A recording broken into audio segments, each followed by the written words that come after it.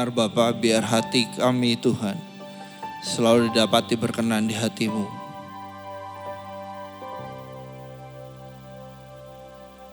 Ajar kami Tuhan hari demi hari mengerti isi hati-Mu Tuhan. Supaya makin hari kami makin nyerupai Engkau. Kami makin mengerti Tuhan apa yang Kau ingini. Sehingga kami didapati selalu menyenangkan hati-Mu Tuhan.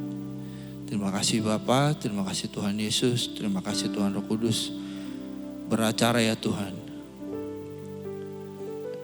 Beri kami telinga seorang murid, beri kami hati yang mau diajar, yang mau dibentuk. Sehingga hari ini kami mendapatkan sesuatu dan kami pulang jadi orang yang berbeda Tuhan. Terima kasih Bapa. Dalam nama Yesus kami sudah berdoa.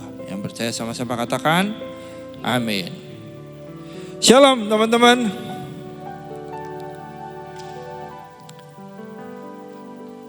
Masih pada ujian? Udah selesai? Puji Tuhan ya udah selesai.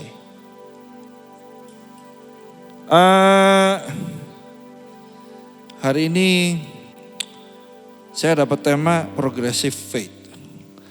Teman-teman, di sini ada yang aktif di sosial media, punya akun sosmed, Instagram, TikTok, hampir semua kali ya.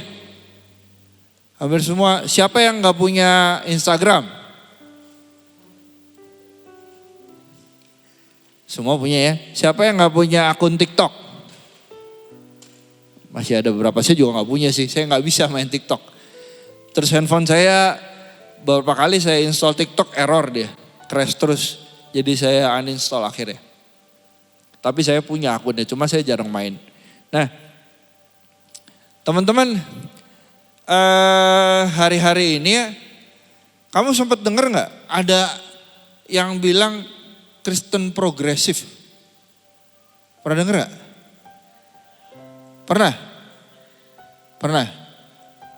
Rame tuh seliweran di Instagram, terutama kalau kamu sering lihat akun-akun yang tentang hal-hal yang rohani ya. Rame banget. Nah, sebetulnya kata progresif bagus atau enggak? Bagus ya. Progresif artinya apa sih? Progresif artinya apa? Bersifat ada proses. Ya, progresif artinya bersifat ada proses. Which means artinya kalau ada proses nih. Ada proses itu berarti ada yang masuk, ada yang keluar, benar enggak? Benar enggak? Kalau proses itu ada yang masuk, ada yang keluar kan? Nah, makanan masuk, diproses, keluar jadi apa? Jadi tenaga ya. Jadi tenaga kita bisa hidup ya, gak lapar, gak mager. Nah sisanya baru dibuang. Berarti di perut kita ada proses, betul ya? Nah, Kristen itu diharapkan itu juga progresif teman-teman. Jadi berproses. Gak cuman gitu-gitu aja. Jadi diharapkan makin hari orang Kristen itu jadi lebih baik. Jadi lebih benar.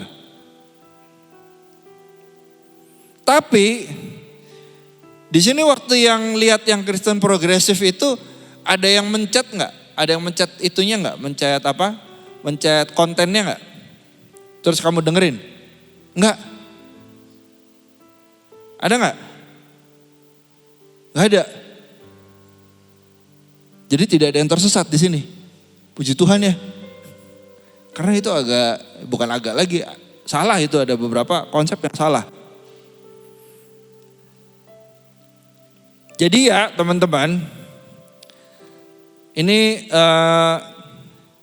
kita luruskan dulu. Jadi Kristen progresif itu bilangnya gini. Ada satu konsep mereka bilangnya gini. Tuhan, dengar baik-baik ya konsepnya gini ya. Tuhan tidak akan menaruh orang baik di neraka. Tuhan tidak akan menaruh orang baik di neraka. Konsepnya ada yang bilang seperti itu. Saya mau nanya nih, benar nggak? Benar nggak pernyataannya? Tuhan tidak akan menaruh orang baik di neraka, benar nggak? Siapa yang bilang salah?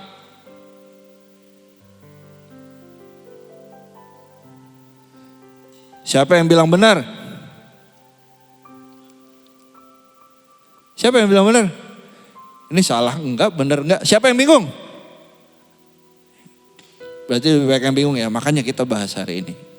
Jadi dia bilang konsep yang progresif ini, dia bilang orang itu gak perlu percaya Yesus sebenarnya. Ini yang dia bilang ya, bukan saya bilang ya.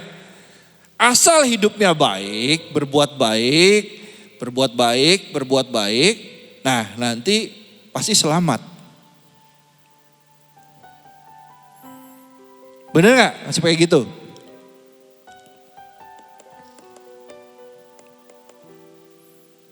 Bener gak? Tadi ya masih bingung ya? Nih, yuk kita mau bahas bareng-bareng.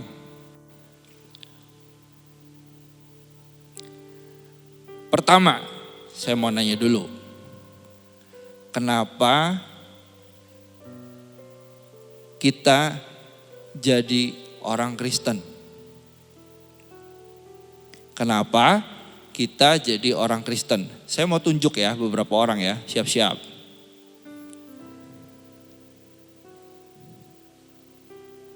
Wah, gak ada yang berani lihat saya.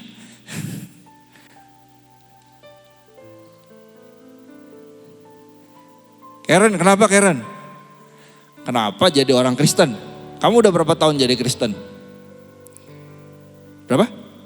17, berarti dari lahir ya. Kenapa jadi orang Kristen?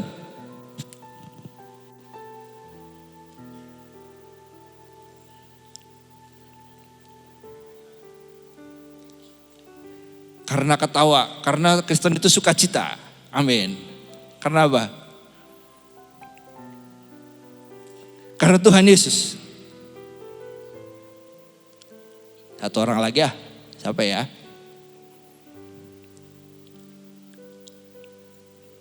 Andre, kenapa Andre? Kamu jadi orang Kristen, kamu berapa tahun jadi orang Kristen? Hah? 14? Kenapa jadi orang Kristen? Kenapa? Tuhan menjadikan hidup kamu lebih baik. Pindah. Biar gak ngantuk ya kayak gini tuh. Pindah. Siapa yang di sini ya? Jesse. Kenapa kamu jadi orang Kristen? Kamu berapa tahun jadi orang Kristen? 13. Beda sedikit ya sama tadi ya. Kenapa kamu jadi orang Kristen? Aduh. Ini lebih susah dari 1 tambah 1 sama dengan 2 ya. Kenapa kamu jadi orang Kristen? Apa? Mikir dulu. Tanya dia aja. Kan kamu yang tak tanya. Saya pernah nanya ini ke CG saya, tapi CG saya yang sebelumnya. Kan ini udah ganti semua orang ya. Sebelumnya saya pernah nanya. Yang ini belum. Nanti coba saya tanya lagi. Apa Jess? Saya nungguin loh.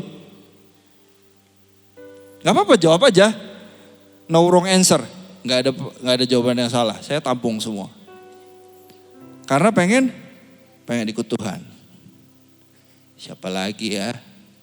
Ecel. Kenapa Cal? Jadi orang Kristen, kamu umur berapa sekarang? Udah sweet 17 ya? Udah punya KTP ya? Nah, kenapa jadi orang Kristen? Apa? Karena lahir di keluarga Kristen. Loh gak apa-apa. Itu fakta kan? Satu lagi atau lanjut aja? Wih dendam banget lu.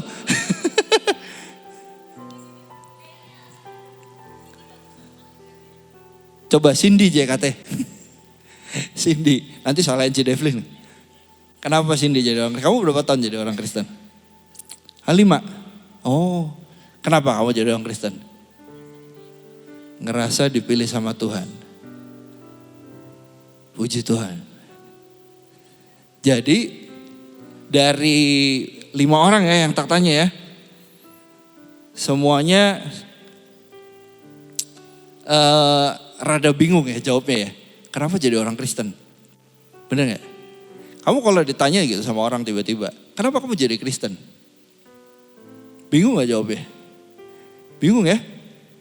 Ya mostly mungkin memang lahir di keluarga Kristen. Saya juga lahir di keluarga Kristen. Saya dari ceprot lahir Kristen saya.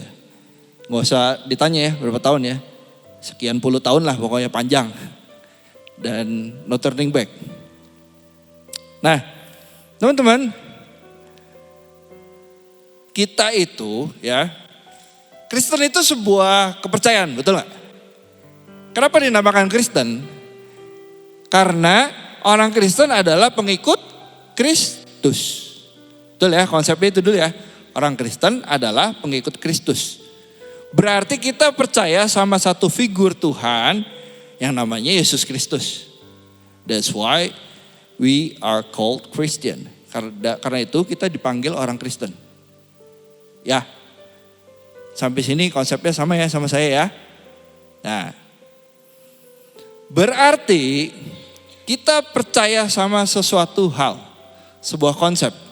Betul gak? Betul ya? Nah, Tuhannya kita lihat gak? Kita lihat gak Tuhannya? Lihat kasat mata, maksudnya lihat kasat mata. Enggak ya? Tuhannya ada di sorga. Nah, berarti kita percaya sama Tuhan yang ada di sorga. Nah, konsep itu sering dibilang namanya iman. Yuk kita mau lihat iman itu apa? Faith ya, yang saya progressive faith ya. Ini dong teman-teman multimedia boleh gak tayangin Ibrani 11 ayat 1. Kalau ditanya soal iman, selalu ini ya, Ibrani 11 ayat 1 nih. Jawabannya iman itu apa sih?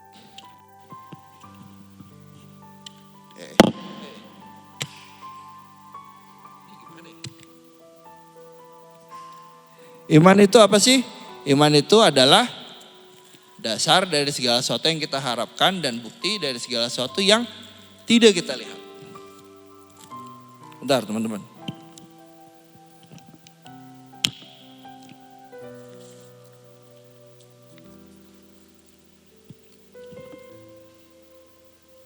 Jadi ada dasar dari segala sesuatu yang kita harapkan. Jadi kita berharap ada dasarnya, betul gak?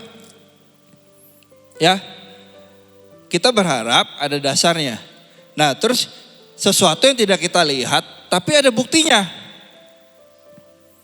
Kita gak lihat tapi ada buktinya. Paham gak? Sampai sini paham ya? Jadi iman itu kita berharap sesuatu tapi ada dasarnya. Ya, karena kita berharap walaupun kita belum lihat, tidak kita lihat, kita buktiin. Jadi ada apa aja dari iman itu? Ada harapan, ada dasar, ada bukti. Ya, ada 3 ya. Ada 3 hal ya. Ada dasar, ada harapan, ada bukti. Kok ini jadi contohnya gimana? Gini, saya mau minta tolong satu orang. Coba, siapa ya? Siapa ya? Cowok aja deh, cowok. Hah? Kevin? Kevin lagi-lagi itu kan udah Kevin. Siapa lagi kita ngundang orang? Jangan. Fabio aja, Fabio. Sini Fabio. Kamu lagi batuk dah pakai masker.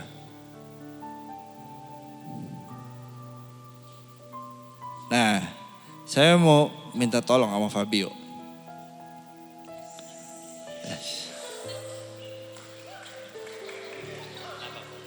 Jadi gini, Fabio, saya minta tolong. Kamu lari 1 putaran. Ke belakang, ke pinggir sini, muter ke situ, terus balik sini lagi. 1 putaran aja. Beneran lari.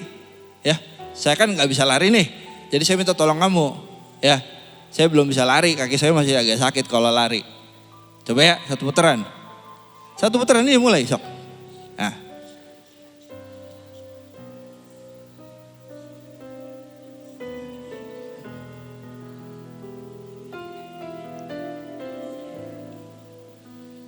Udah?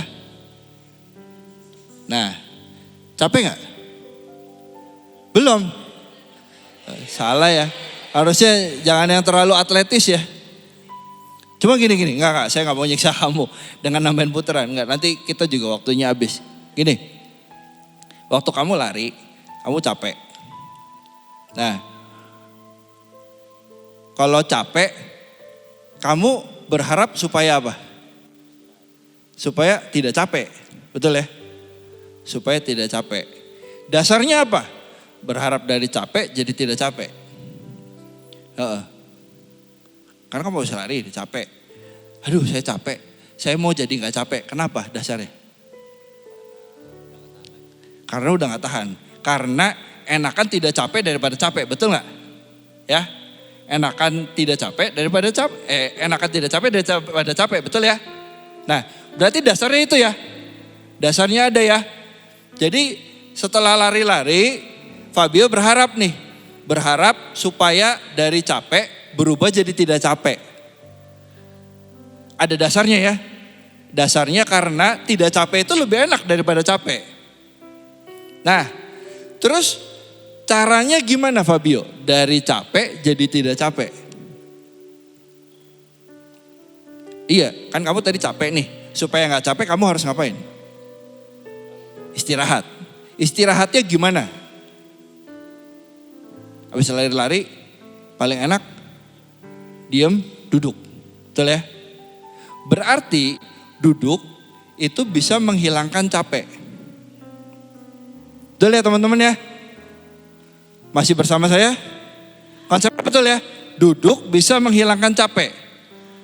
Kan tadi habis lari-lari. Nah terus duduk supaya capeknya hilang. Kalau Fabio tetap berdiri, tetap capek gak dia? Kalau Fabio tetap berdiri, tetap capek kan? Tetap capek betul? Nah jadi supaya Fabio itu tidak capek, dia harus buktikan caranya duduk. Nah silahkan duduk Fabio. Paham gak analogi itu? Paham ya? Fabio lihat gak rasa capeknya? Bisa dilihat gak? No. Cuma bisa dirasain. Sampai sini saya berdoa semua paham konsep tentang iman. Ya. Jadi kalau kita percaya sama Tuhan Yesus, harapannya apa? Kan ada harapan nih. Salah satunya masuk surga, betul. Keselamatan ya. Keselamatan. Tapi yang utama itu sih ya, keselamatan ya. Keselamatan ya. Nah, dasarnya apa?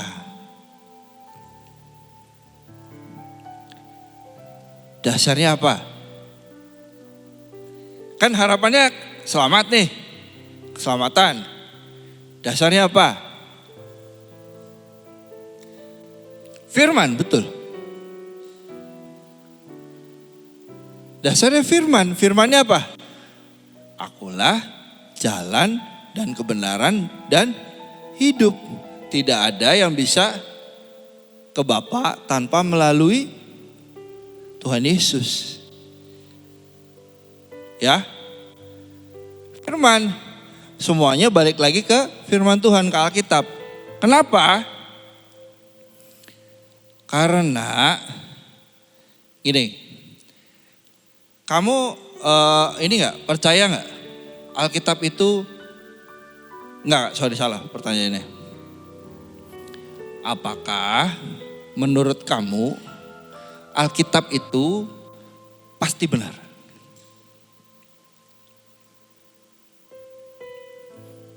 Karena yang aliran progresif itu bilangnya Alkitab bisa salah katanya. Menurut kamu Alkitab bisa salah nggak? Siapa yang bilang Alkitab 100% benar? Dibaca nggak tiap hari? Kan benar katanya, berarti harus dibaca. Siapa yang bilang Alkitab itu kayaknya mungkin salah kok? Siapa ya yang bilang? Angkat tangan. Siapa yang bingung? Gini ya. Jadi di Kristen progresif itu bilang gini. Kan Tuhan Yesus bilang kalau nikah ya harus suami satu, istri satu. Iya benar kan? Suami satu, istri satu, betul. Bukan suami dan suami, tidak boleh. Istri dan istri tidak boleh. Suami satu, istri satu. Betul ya? Nah, si yang menyampaikan konsep ini bilang, kalau satu sama satu, kenapa Daud itu dikasih istrinya 8 katanya. Saya nggak ngecek istrinya Daud ada berapa, tapi mungkin segituan.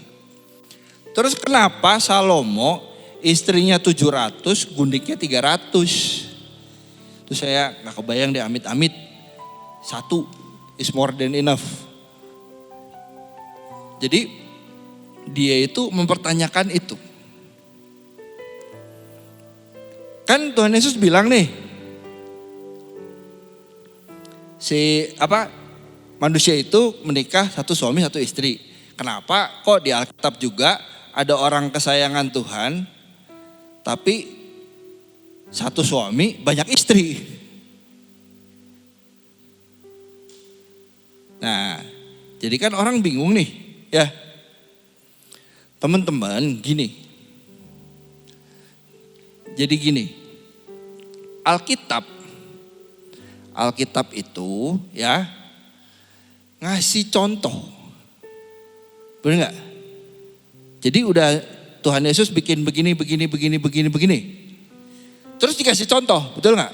Contohnya tokoh A, tokoh B, tokoh C, si A begini, si B begini, si C begini. Nah, yang namanya manusia itu gak semuanya pasti benar terus teman-teman. Ya. Nah, makanya ada contoh salahnya. Dan itu jangan ditiru. Ya.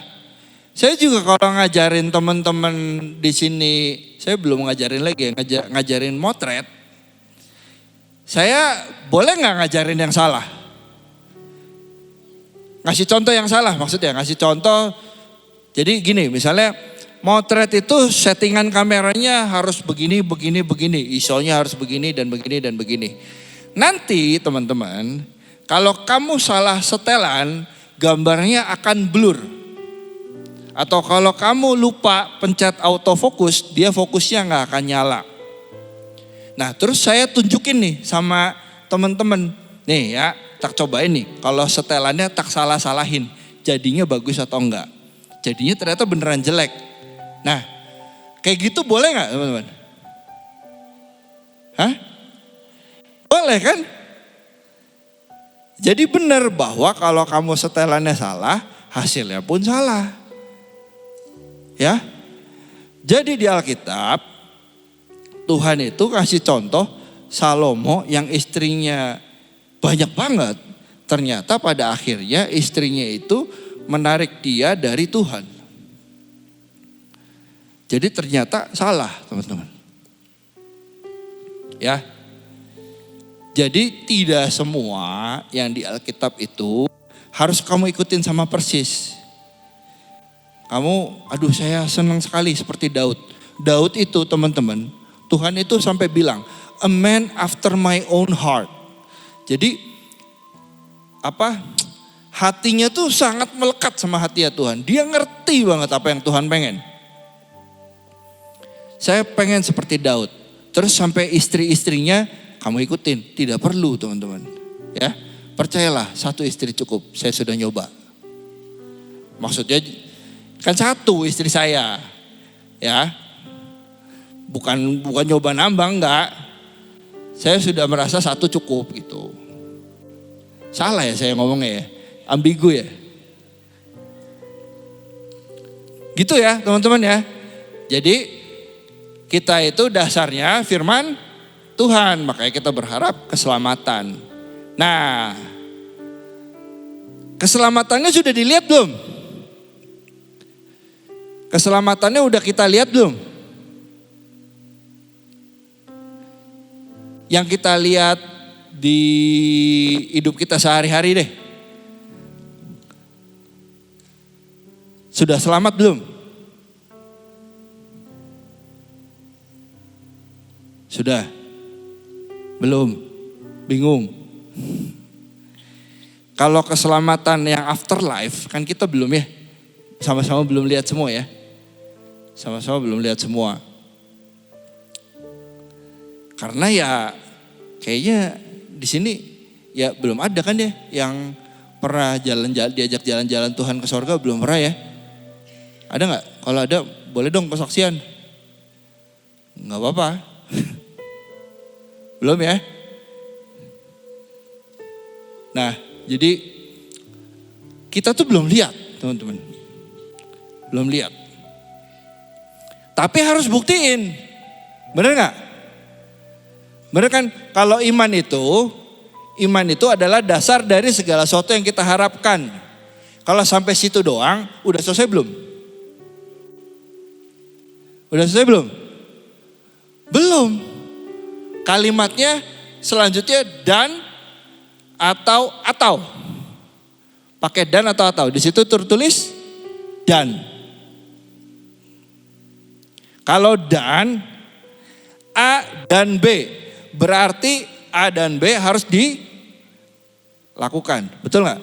Nih ya, kalau kamu mau dapat C, kamu harus lakukan A dan B. Berarti kalau kamu mau dapat C, yang harus dilakukan A doang, B doang atau dua-duanya? Dua-duanya. Kalau A atau B jadi C, berarti salah satu. Betul ya? Nah di sini tulisnya apa? Dan. Berarti setelah kita mengharapkan dengan ada dasarnya, harus ada buktinya. Dari segala sesuatu yang tidak kita lihat. Nah, buktiinnya gimana?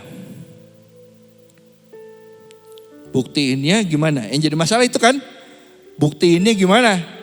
Benar nggak? Buktiinnya, padahal kita nggak bisa lihat nih, buktiinnya gimana? Nah, buktiinnya ya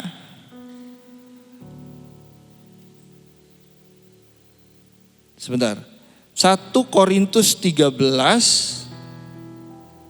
Teman-teman tolong buka 1 Korintus 13 ayat 13. 13 bukan ya? Sorry, saya lupa nyatet lagi.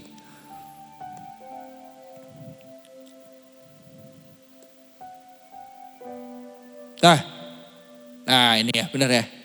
Jadi demikianlah tinggal ketiga hal ini, yaitu iman, pengharapan, dan kasih. Dan yang paling besar diantaranya ialah kasih. Nah, kok kenapa buktinya itu kasih? Kenapa buktinya itu kasih? Karena nih ya. Kan kita tadi berharap dasarnya Tuhan Yesus ya. Berarti contohnya Tuhan Yesus itu kenapa sih susah-susah datang ke dunia, wong yang punya segala-galanya. Dia bisa ngelakuin segala sesuatu, wong dia Tuhan. Ngapain Tuhan itu susah-susah datang ke dunia jadi manusia?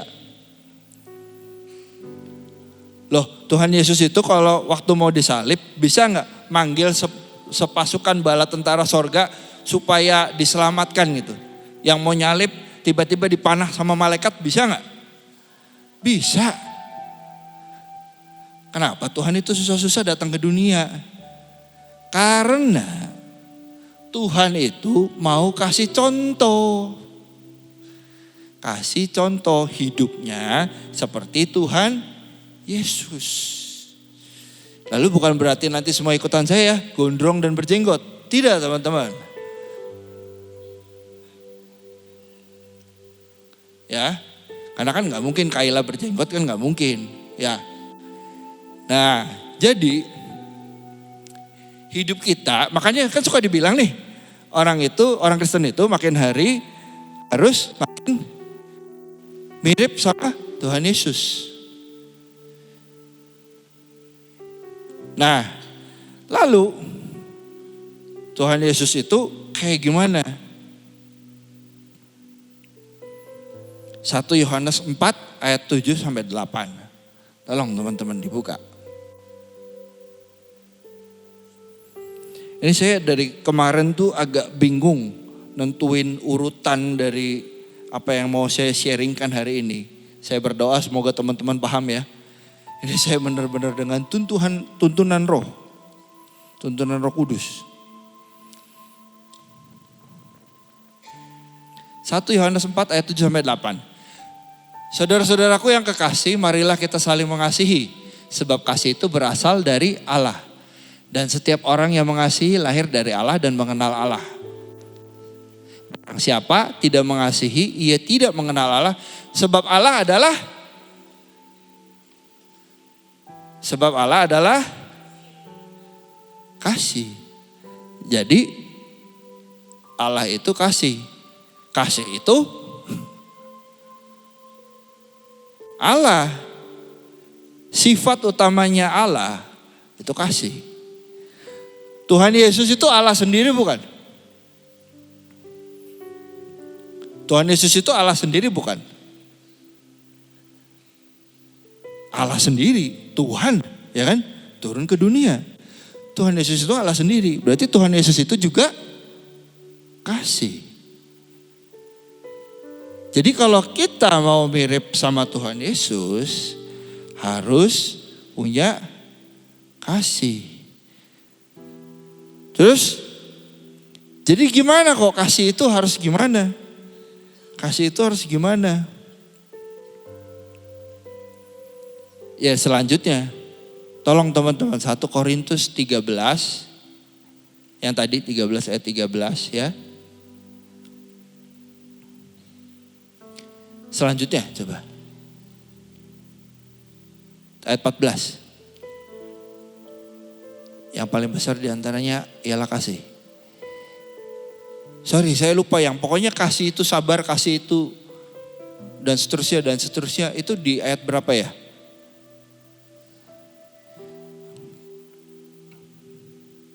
Saya juga sambil nyari deh. Saya kok bisa lupa nyatet yang ini ya. Nah, mulai ayat 4 berarti, bukan 14. Kasih itu sabar, kasih itu murah hati, ia tidak cemburu, ia tidak memegahkan diri dan tidak sombong. Selanjutnya, ia tidak melakukan yang tidak sopan dan tidak mencari keuntungan diri sendiri. Ia tidak pemarah dan tidak menyimpan kesalahan orang lain. Ia tidak bersuka cita karena ketidakadilan tetapi karena kebenaran. Ia menutupi segala sesuatu, percaya segala sesuatu, mengharapkan segala sesuatu, sabar menanggung segala sesuatu, kasih tidak berkesudahan, nubuat akan berakhir, bahasa akan berhenti, pengetahuan akan lenyap, dan seterusnya. Panjang ya, kasih itu sabar, kasih itu apa, kasih itu apa. Susah nggak? Susah nggak? Susah. Karena itu teman-teman, kita butuh anugerahnya setiap hari, anugerah Tuhan. Tuhan, setiap hari berdoa, Tuhan setiap hari biar saya tuh bisa praktek kasihnya Tuhan. Gak gampang teman-teman, cuma gini. Waktu kita mengaku percaya Yesus adalah Tuhan di hidup kita ada Roh Kudus gak masuk? Ada Roh Kudus gak masuk? Ada Roh Kudus masuk gak? Di sini siapa yang sudah pernah berdoa terima Tuhan Yesus? Maksudnya, Tuhan, aku membuka hati, entah berdoa sendiri, entah dipimpin sama orang lain. Siapa? Tuhan, saya buka hati, saya terima Engkau sebagai Tuhan dan Juru Selamat saya. Hampir semua sudah pernah ya? Hampir semua sudah pernah. Nah, waktu kamu habis berdoa itu, habis selesai berdoa itu ada Roh Kudus enggak di dalam kamu? Ada Roh Kudus enggak? Ada teman-teman. Waktu kita ngundang Tuhan Yesus masuk ke dalam hati kita, itu sepaket. Tuhan Roh Kudusnya juga masuk. Tapi kalau saya belum bisa berbahasa roh itu adalah salah satu tanda kepenuhan roh. Penuhan Roh Kudus. Bukan berarti kamu tidak ada Roh Kudusnya. Ada teman-teman. Buktinya apa? Kalau mau nyontek ada yang ngingetin gak? Jangan nyontek. Ya betul ya? Atau kalau mau nyontek aja. Gimana ntar? Apa ntar gimana? Ada yang ngingetin kan? Nah itu Roh Kudus yang ngingetin. Nah berarti teman-teman, kita udah ada Roh Kudusnya nih. Nah Roh Kudus itu ada buahnya, betul gak? Betul ya? Waktu sekolah minggu pernah belajar ya? Apa aja?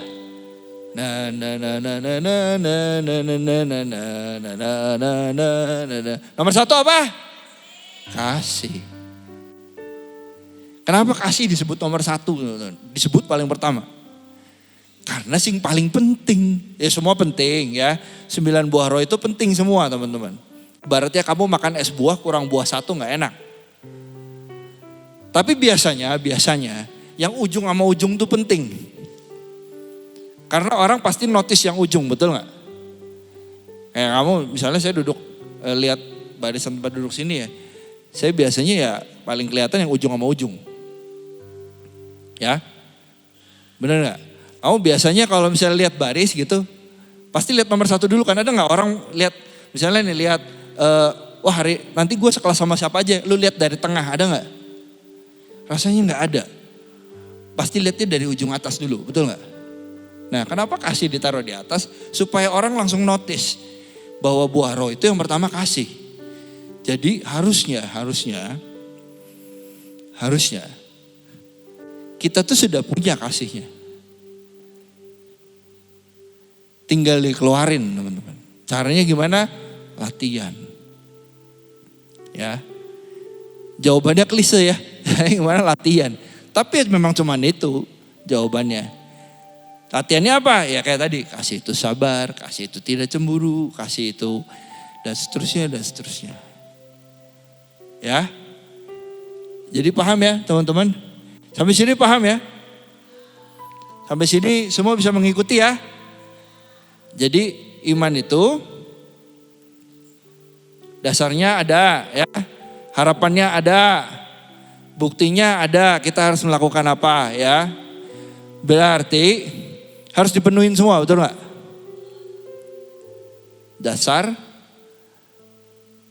Kan ada di Alkitab, Tuhan itu nanti datang ke, Tuhan Yesus itu akan datang yang kedua kali, betul nggak?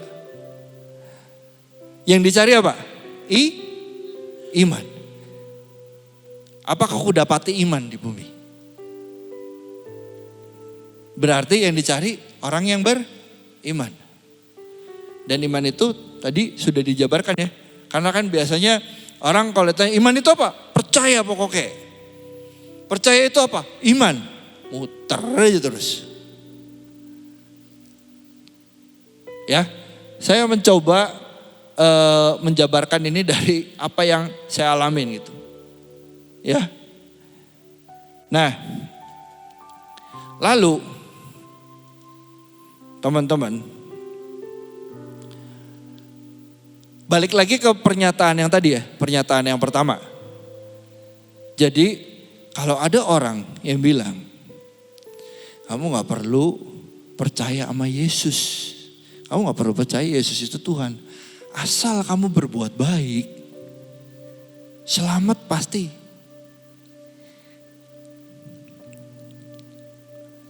Sebenarnya gini. Konsep berpikir itu, yang dia bilang itu, dapatnya gini. Jadi ceritanya dia ketemu sama beberapa orang banyak, bahkan dari saudara sepupu, banyak dari agama lain gitu. Ternyata orang yang mencetuskan konsep ini bilang, ternyata yang baik itu bukan cuma orang Kristen. Orang lain pun dari agama lain itu juga baik. Kalau misalnya orang yang baik ini terus Tuhan taruh bukan di surga, kok rasanya nggak adil ya? Konsepnya itu datang dari situ. Teman-teman, pernah nggak ada yang mempertanyakan hal yang sama? Pernah nggak? Atau karena circle kamu masih semuanya banyakan Kristen gitu, jadi kamu merasa ya udah gitu, ya memang orang Kristen aja yang memang punya janji keselamatan. Pernah gak kamu mikir yang sama? Ini nanti ya, ini gue punya teman baik nih, tapi bukan orang Kristen. Kalau dia sampai tidak diselamatkan, kok kasihan ya? Pernah gak mikir gitu? Pernah?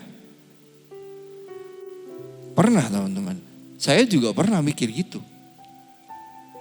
Jadi ceritanya, beberapa tahun yang lalu, saya gak usah sebut ya, nanti ketahuan umur saya. Beberapa tahun yang lalu waktu saya pertama kali kuliah, itu saya mulai punya teman dari luar Jawa. Dan tidak semuanya agamanya Kristen. Ada beberapa teman tuh baik banget. Baik gitu, maksudnya waktu kita butuh, dia bantuin. Tapi kalau misalnya dia sampai tidak selamat, kok saya agak gak terima. Saya gak terima. Tuhan kok dia gak selamat? Ini baik loh ini orang. Anak ini baik loh. Nah terus teman-teman, akhirnya saya itu dapat. Jadi saya sempat udahlah pokoknya yang benar itu ikut Tuhan Yesus. Ikut Tuhan Yesus, udah yang paling benar. Saya kubur konsep itu dalam-dalam. Sampai nongol lagi nih di Kristen Progresif ini nih. Sampai saya dapat jawabannya. Jadi gini teman-teman, kalau kamu belum mengerti sesuatu, jangan lalu kamu menolak. Kamu simpen dulu, satu hari Tuhan pasti akan jawab. Ya, jadi saya tuh dapat jawaban begini. Jadi saya sempat berargumen sama teman saya. Jadi teman saya ini sama, waktu itu satu angkatan sama saya waktu kita Bible School di Semarang. Termasuk seangkatan sama Civega. Nah, terus kita ngomongin konsep ini, konsep Kristen Progresif ini. Terus dia bilang gini, iya ya, Kalau orang yang tidak Kristen tapi baik, kok sayang kalau tidak selamat. Terus dia lihat satu konten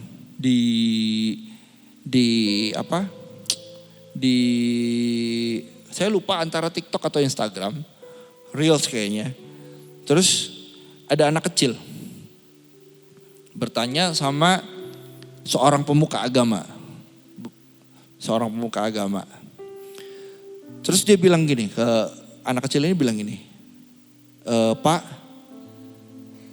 saya barusan kehilangan papa saya, papanya meninggal. Terus papa saya adalah orang yang sangat baik. Tapi papa saya ateis, dia bilang, tidak percaya ada Tuhan. Tapi baik. Apakah mungkin papa saya tidak di surga?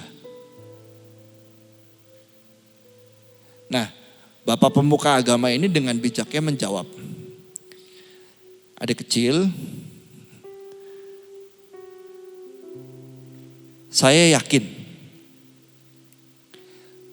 Tuhan tidak akan menempatkan orang baik di tempat yang salah.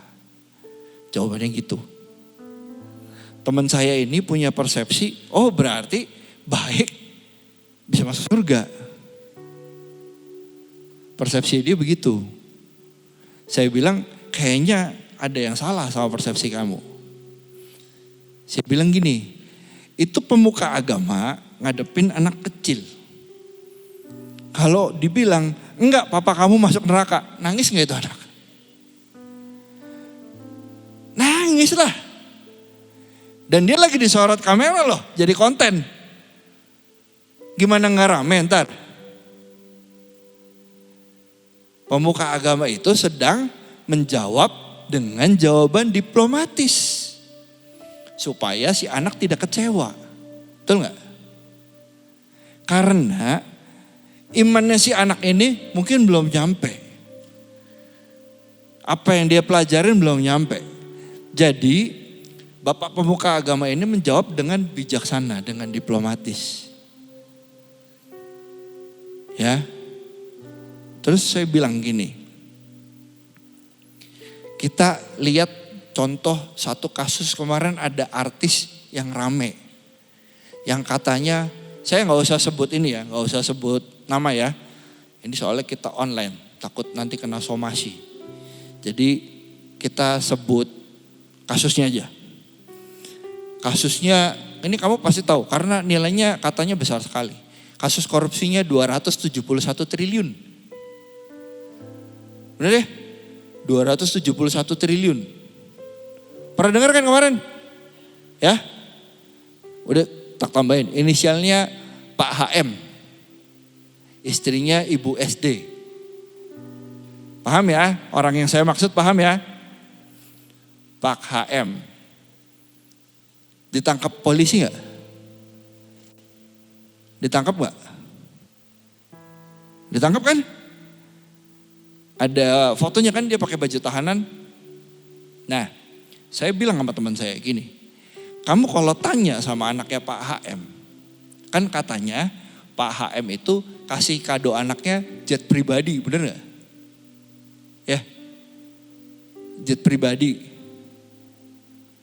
Bener gak sih? Apa saya salah? Jet pribadi kan ya? Apa jet pribadi itu buat istrinya ya? Ya pokoknya itulah, pasti anaknya tuh dikasih karena bapaknya banyak duit. Pasti anaknya hadiahnya juga bagus-bagus. Gak mungkin beli di pekiringan, di grosiran. Nggak nungguin tanggal cantik ya belinya, nungguin Shopee 55 gitu, nungguin Tokopedia 66. Nggak perlu nungguin itu, pasti bapaknya begitu anaknya suka apa, kalau bisa dibelinya sama pabriknya. Ya, nah kalau kamu tanya sama anaknya, papahnya baik atau enggak? Dia bilang. Kalau kamu nanya nih sama anaknya Pak HM, Pak HM ini baik gak sih menurut kamu? Anaknya jawab apa? Baiklah. Baik. Mungkin sekolah juga diantaranya pakai Rolls Royce kali ya. baiklah pasti jawabnya. Nah, menurut kepolisian, menurut jaksa agung, papahnya benar atau salah? Salah. Buktinya apa? Jadi tersangka, tahanan. Jadi teman-teman, kita tuh bukan hakim. Kita gak bisa ngejudge lu salah, lu bener. Kalau kita kadang lihat, si A ini baik ya, si B ini baik. Loh, kita tuh paling cuman lihat 5%, 10% dari hidupnya. Kita gak pernah tahu loh, baiknya dia, motivasinya apa juga kita gak tahu. Betul gak? Bukan berarti kamu sejak hari ini kamu harus curiga sama orang, tidak teman-teman. Ya, kamu mulai hari ini, saya jadi mempertanyakan ini orang baik motifnya apa nih? Jangan. Karena kita bukan hakim, ya. Jadi tetap yang menentukan. Saya juga tadi mikir kok Tuhan tidak adil. Ternyata bukan Tuhan yang tidak adil. Saya yang gak nyampe cara pikirnya Tuhan. Saya yang tidak sedalam Tuhan melihat satu orang. Paham ya? Jadi teman-teman, Tuhan itu bukannya gak adil. Kita semua adalah orang-orang yang terpilih. Kita orang-orang yang terpilih loh. Pernah gak ucap syukur? Aduh Tuhan terima kasih. Saya ini orang Kristen. Saya berharap mulai hari ini kita semua pulang ke rumah nih. Tuhan terima kasih. Saya ini dipilih untuk selamat. Ya. Yuk ayat terakhir sebelum kita pulang. Wahyu 20 ayat 11 sampai 15. Tapi nanti kita baca yang 12 aja kalau gak salah.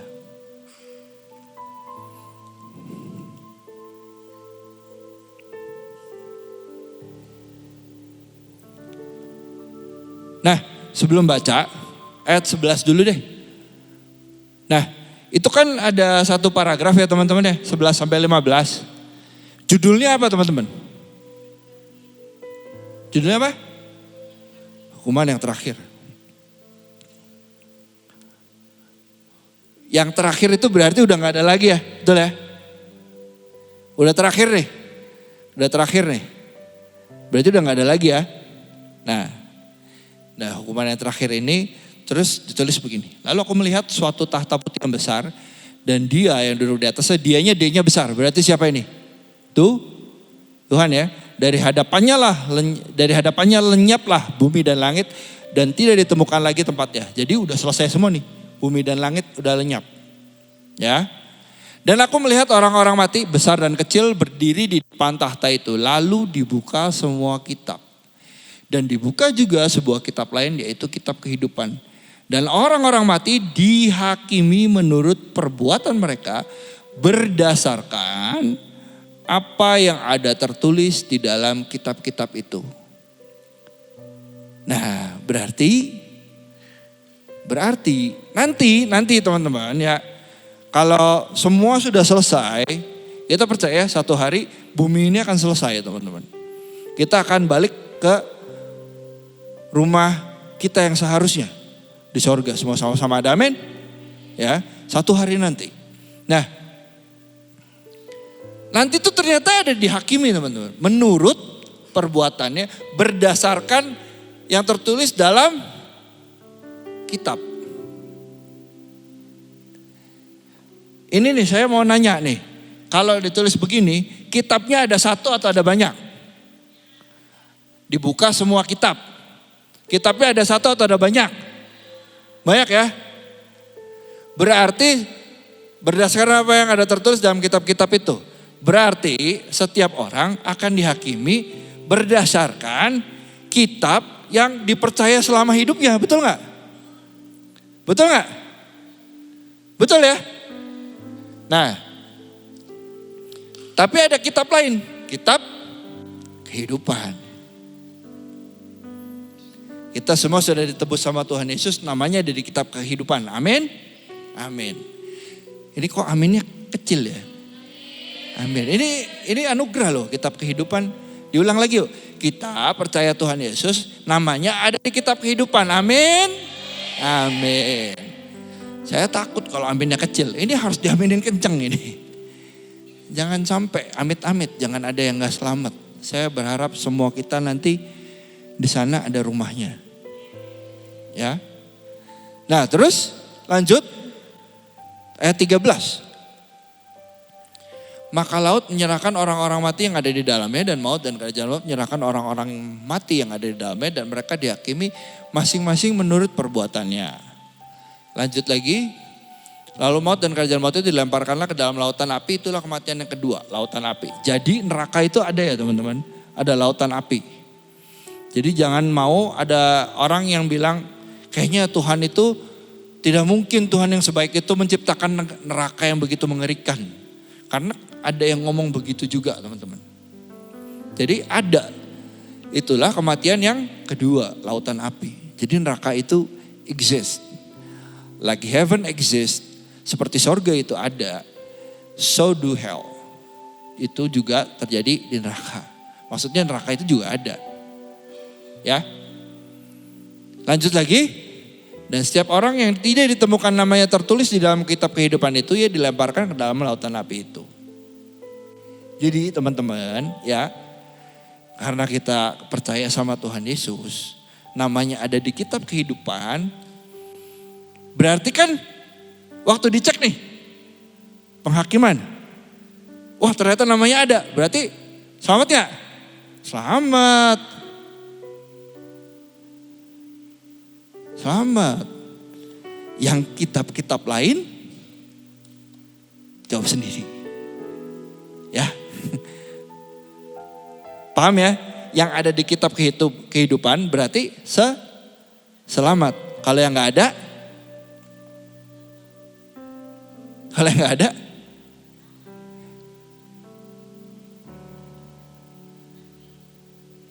ya enggak. Ya, saya berdoa mulai hari ini, mulai selesai ini, kita akan lebih bersyukur kita punya Tuhan Yesus yang menjanjikan keselamatan yang udah ditulis jelas di Alkitab. Ya, karena di kitab lain tidak ada teman-teman. Saya nggak pernah baca ya kitab-kitab yang lain selain Alkitab, tidak pernah baca, tapi saya yakin tidak ada. Karena saya punya satu om saya, itu dia bilang, udah muter kok, udah nyobain semua. Udah tak bacain semua, kitab-kitabnya udah dibacain semua. Akhirnya saya balik ke Alkitab. Karena Alkitab dia bilang ini yang benar. Ya.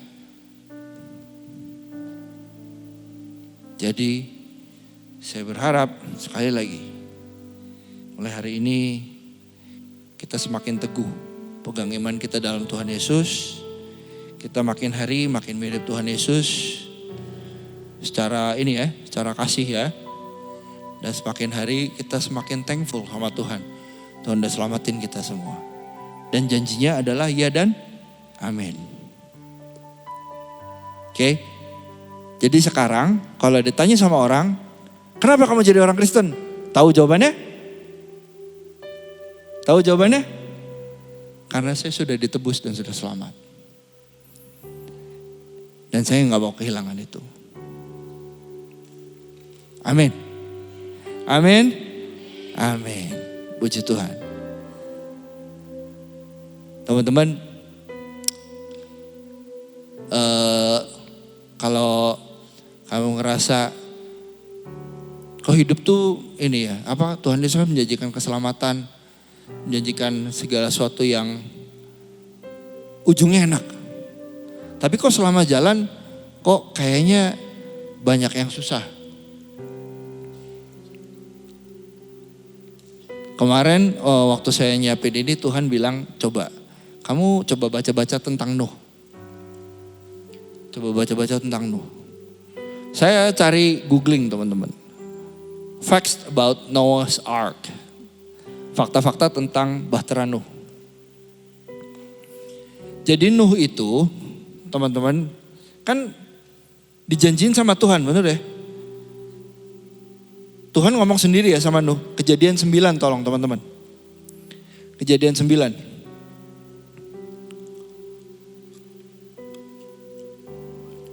Kejadian 9. Jadi Tuhan lihat hari-hari itu, 7. Langsung beranak cucu aja ini. Salah saya. Ini juga lupa tak catat, saking bingungnya saya berapa hari ini. 7. Oh 6 berarti. Mundur terus, maaf.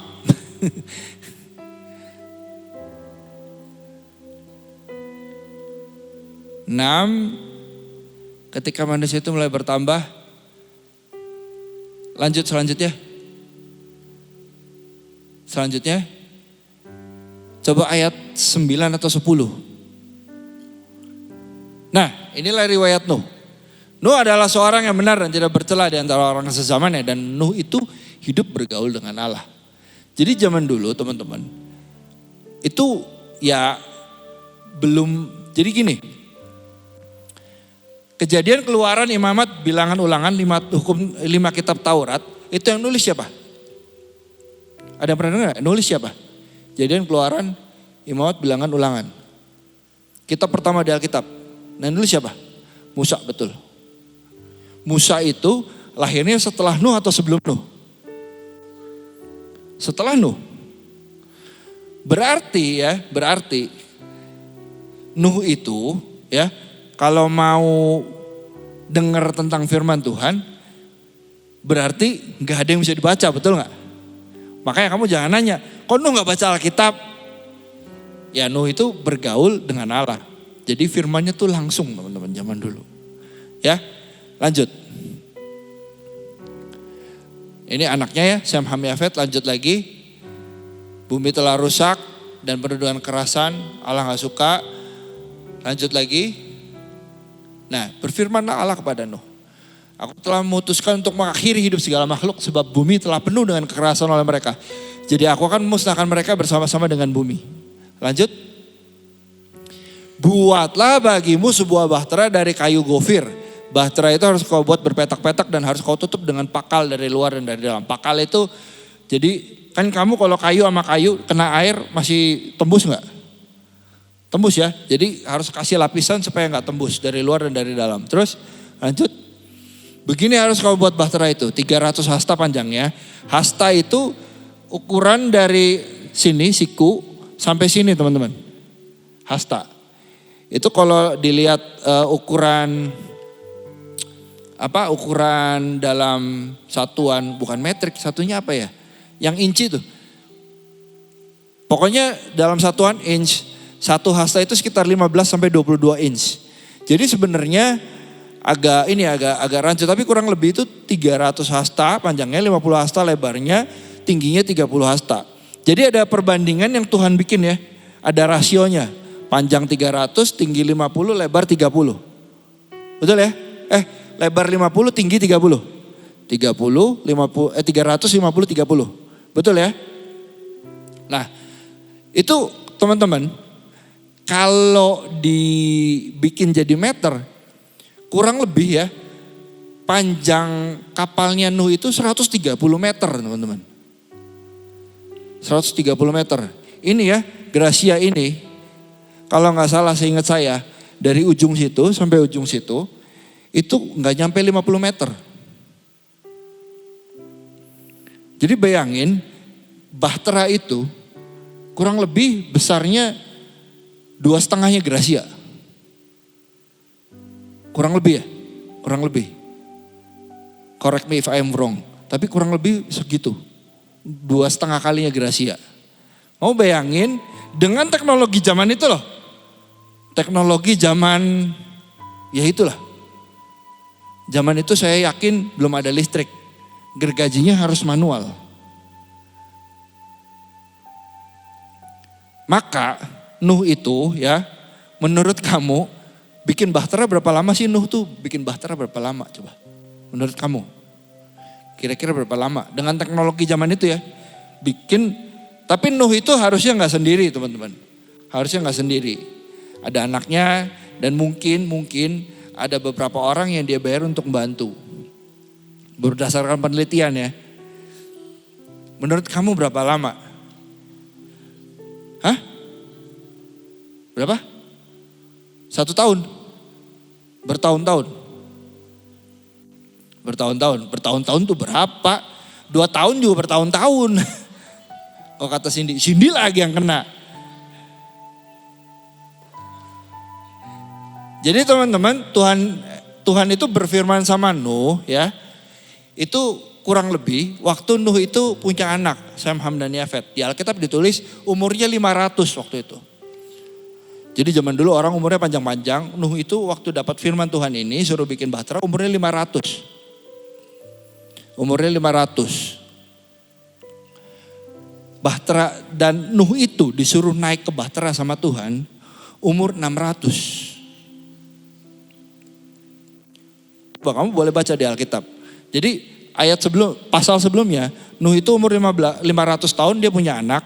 Terus ayat berikutnya karena kejadian itu kurang lebih kitab yang berurutan. Jadi setelah itu Tuhan kasih firman, jadi kurang lebih Nuh itu bikin bahtera itu 100 tahun teman-teman. Kamu bayangin ya, kamu dapat firman, nih nanti bakal ada banjir. Sampai 100 tahun nunggunya, bikin bahtera, duk saban hari gitu ya, motongin kayu, nempelin gitu kan. 100 tahun. Banjirnya mana Tuhan, gak datang-datang.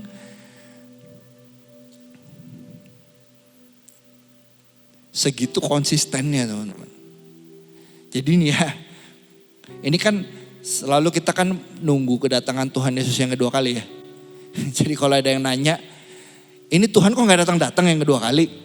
Kan ada suka yang nanya gitu ya. Pernah ada yang nanya sama saya, kok dari tahun 90 tuh udah ribut Tuhan Yesus mau datang yang kedua kali. Gak datang-datang katanya. Kan kita gak bisa lihat. Kita cuma bisa lakuin yang kita bisa lakuin. Kamu siapa nyuruh-nyuruh Tuhan gagian datang? Pangkatnya apa? Ya kan? Nuh itu 100 tahun teman-teman. Beneran bikin ya bahtera. Sampai beneran jadi. Dan bahtera itu kamu bayangin itu harus teknologinya tinggi loh. Nuh itu dan keluarganya dan semua binatang yang ada di dunia di dalam bahtera. Itu bukan hitungan 1-2 hari teman-teman. Hitungannya itu hampir setahun kalau gak salah. Kamu bayangin Nuh harus bikin sistem gimana itu ya. Supaya jerapah misalnya pup di dalam kapal, baunya gak kemana-mana. Kamu bayangin ya, itu hewan berapa jenis pup semua di dalam kapal. Kalau dia gak bikin sistem yang bagus, mateng itu di dalam. Makannya gimana, singa supaya gak iseng nyolek-nyolek domba, ular gak sembarangan matok. Orang kebayang gak sih? Itu saya mah kebayang ruwet loh di dalam. Bayangin gitu ada jerapah. Itu kan berarti jerapah harus di tempat yang tinggi ya. Gak boleh kepentok kepalanya kan. Masa jerapah gitu di dalam setahun gini. Kan kesian. Jadi segitu canggihnya teman-teman. Di teknologi tahun itu yang belum ada apa itu pasti Tuhan ya kasih hikmat luar biasa lah. Dan udah nih kamu ya kalau baca ini ya, baca Nuh ini, itu tuh kapalnya dikasih setir nggak teman? Dikasih setir nggak? Dikasih layar nggak? Enggak kan? Jadi udah banjir ya, masuk dalam, udah pasrah aja sama Tuhan. Percaya aja sama Tuhan. Pokoknya 1 hari ini akan surut, kamu akan selamat. Harus bisa sepercaya itu teman-teman. Kamu gak dikasih kendali apapun akan hidupmu. Dan Tuhan yang bawa sampai selamat. Segitu percayaannya Nuh sama Tuhan. Ya. Dan teman-teman, ternyata saya tuh baca fun facts tentang Nuh ini. Jadi rasio ini teman-teman, 300. Jadi orang kalau bikin kapal yang besar-besar, yang buat ngangkut kontainer dan segala macam itu ya, itu kayaknya sampai hari ini loh, masih pakai rasio yang sama, 300 banding 50 banding 30. Rasio yang sama. Jadi misalnya mau bikin kapal 300 meter nih panjangnya. Nah nanti lebarnya dia pasti 50 meter, tingginya pasti 30 meter. Karena ternyata rasio kapal ini adalah rasio yang terbaik. Dia tahan tsunami, dia tidak akan terbalik kalau kena ombak. Dan dia itu di dalam, kalau digoyang ombak, di dalam itu akan santai teman-teman. Dia akan smooth. Ya Ci Devlin pernah kecemplungan ya, naik kapal karena kapalnya kecil Ci Devlin. Harusnya yang besar. Ya, saksinya Vicky waktu itu. Gitu teman-teman. Jadi ternyata Tuhan itu kalau janji, biarpun gak ada kendalinya, gak ada layarnya, gak ada mesinnya, gak ada setirnya, dia kasih yang terbaik. Kok gak ada amin? Amin. Ya, terpercaya Tuhan kasih yang terbaik. Kita pasti selamat sampai tujuan. Amin. Amin. Yuk tutup Alkitab ya. Kita selesai hari ini.